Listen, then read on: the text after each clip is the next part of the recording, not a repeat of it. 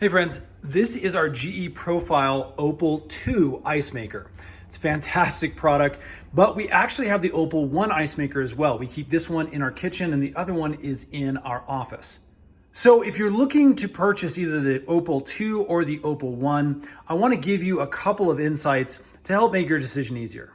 So first off, the Opal 2 is our favorite ice maker between the two. It just has a much sleeker look. It has this little light system that looks really nice, especially in the evening on our countertops. And the big thing is it has this water reservoir that you can get as an attachment. It sits on the side, again, looks really nice and offers a whole extra amount of water to continually cycle and make that ice for you. The ice shelf is really nice and large, so you get a whole bunch to use up. And if you pull this out, you can see there's a whole nother reservoir on the bottom. Now, both ice makers make incredibly delicious, crunchy ice. We absolutely love having that available.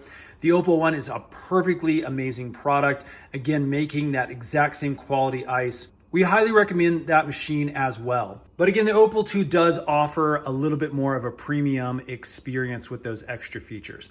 So if these other things are important to you, definitely suggest the Opal 2. If you just want an entry-level Nugget ice maker, again, the Opal 1 is an incredible product. Highly recommend it.